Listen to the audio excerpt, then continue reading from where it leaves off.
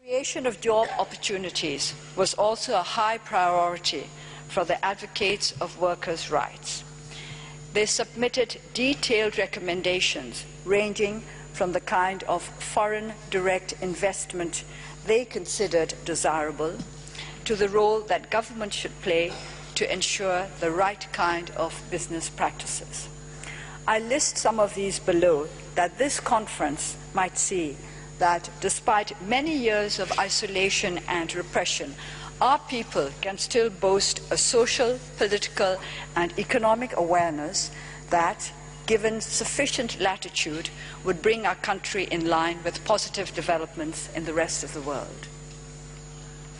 I would here like to stress the problem of youth unemployment. As I have said repeatedly, it is not so much joblessness as hopelessness that threatens our future.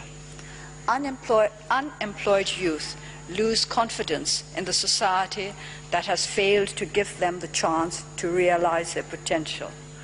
Problems related to drink and drug abuse and vagrancy abound as restless, directionless youth agonize over the fruitlessness of their existence.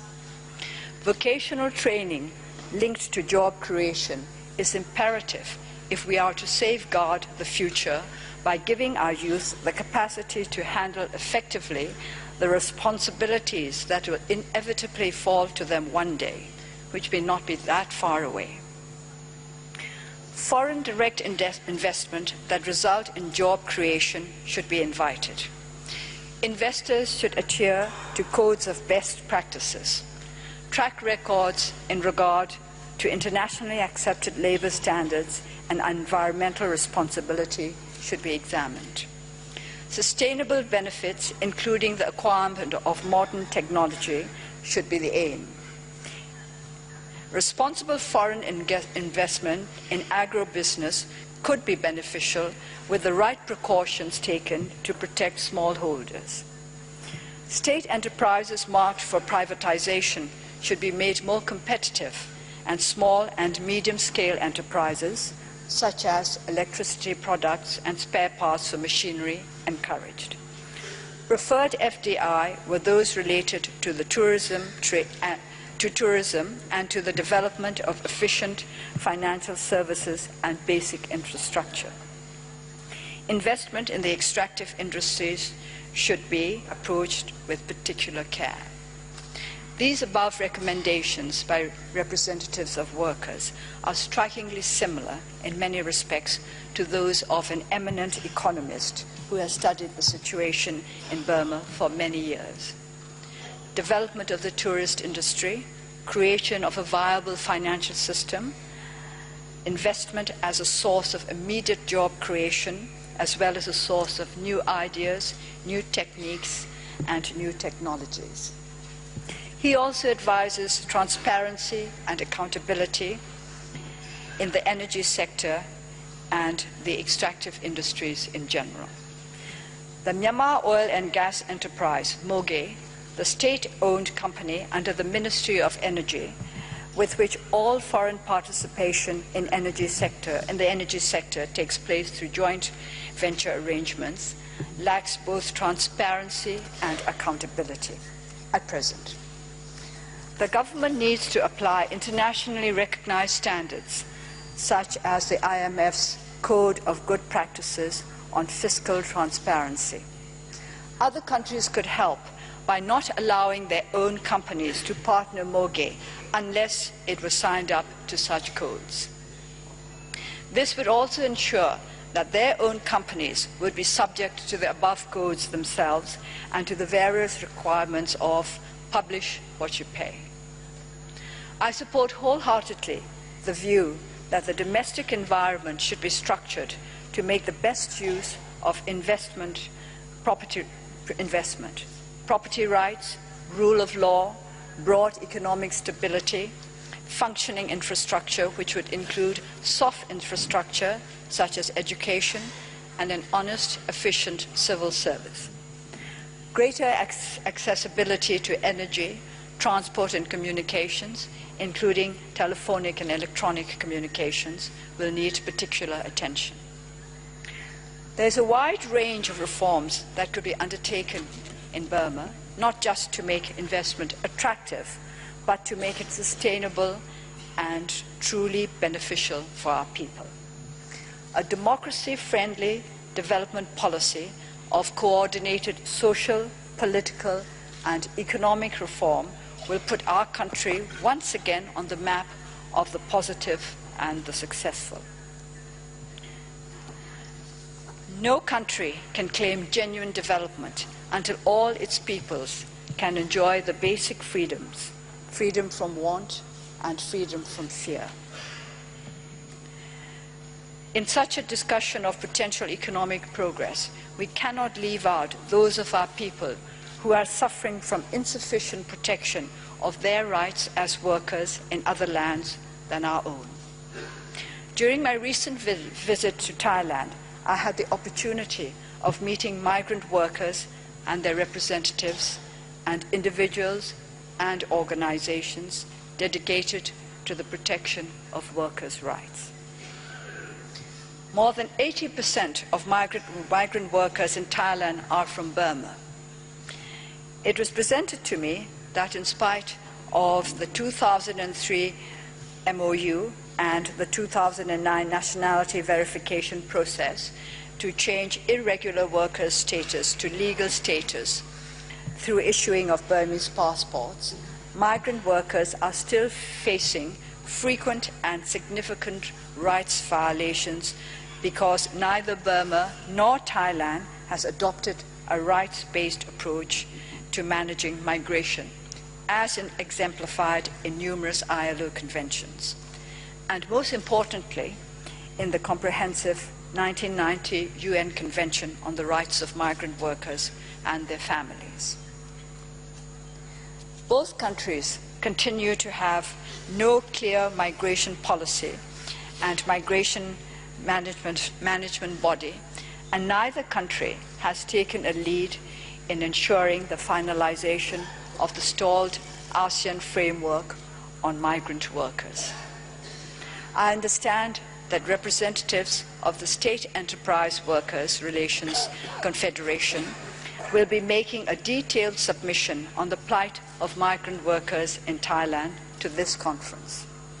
I would merely like to point out here that concerns related to migrant workers should receive similar consideration to those related to labor issues in our own country. So many of the migrant workers I met in Thailand told me, "We want to go home."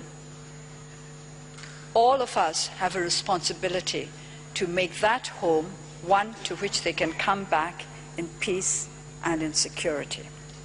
I appeal to the ILO to join in efforts to build a home that is a true sanctuary for all our peoples. Here, I would like to acknowledge with appreciation the members of the Thai administration who are participating in the resolution of migrant workers' issues with understanding and resolution. Host countries also deserve consideration and assistance that labor and international relations might be improved the world over. I welcome the resolution of the 101st session, in particular Section 7 to 12, that will enable the ILO to work more effectively to resolve all labor issues outstanding in our country and in countries where there are migrant workers from Burma. And here I've left myself an opportunity to make more work for our interpreters. Coming to this conference, I have learned that we can all work together. As I said earlier, I felt at home. I felt I had come back to meet members of my family. We are not just a family of nations. We are a family of peoples. People-to-people relationships are the most important kind of relationships.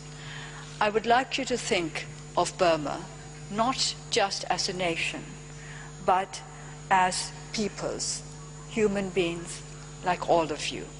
I would like you to think of our young people especially as your own young people, your own children. I threatened the governing body this morning with boring the audience about my views on our young people. And I think I'm going to carry this threat out. During the campaign for the by-elections of April, I had the opportunity to meet young people from all parts of the country. We were trying to raise political awareness in our country, and it was amazing with what intelligence our young people responded to this campaign. And when I say young people, I start with toddlers. I was explaining how in many places we would see little children barely able to walk coming out, running unsteadily to wave little flags to let us know that they supported us. And this was amazing. And those who could hardly talk could repeat slogans related to our work for democracy and human rights. I'm not sure they understood every word they were saying, but I think the spirit of political participation had been instilled in them. They were learning early in life that they must take part in the political process of our country if we are to make a meaningful future for them. And this encouraged me more than the results of the elections, which were of course very gratifying. But it was the conviction that our people are on the way to creating a society that is worthy of the potential that put such heart into me and to other members of my party. I would like all of you to come to Burma, not just to look at investment opportunities or to investigate workers' problems, but just to judge how much potential there is for good for the whole world. Our young people, as I said earlier, have such spirit in them, but they have not been educated. They have not received the kind of basic education that will enable them to take their rightful place in their country and in the world. We need to improve our education system. And as I said earlier, we need vocational training to be linked to job creation. We would like potential investors to think for us as well as for themselves. We understand that investors do not come purely for altruistic reasons. We accept that investments must pay off. Investments must lead to profits. But we would like these profits to be shared between the investors and our people. And most of all, we would like to invite the kind of investment that will share the skills of the rest of the world with our young people in Burma. So when you go back to your own countries, please encourage your governments, your businesses, your workers to help us to build the kind of society that will ensure the future of our country. This is my request to all of you, and having seen the warmth with which you regarded me as a representative of the people who want democracy and human rights in Burma, I'm certain that I can count on you to do your best. It is 30 years since I was last in Geneva. I'm not sure I recognize it, but my heart recognizes it, as my heart recognizes that we will be meeting again and again to resolve the problems that pose a threat to the future, not just of my country, but of the whole world. Now I will go back to the prepared text like a good speaker before I conclude. With the lifting or suspension of sanctions and with the restoration of the General System of Preferences, GSP, we will have an unprecedented opportunity for economic development that should be part and parcel of democracy-friendly, human rights development growth that will bring peace and prosperity to our country. I thank the ILO and the organizers of this conference for making it possible for me to stand here and call on workers, employers, governments, international businesses, international agencies, and organizations to join us in our efforts. Thank you.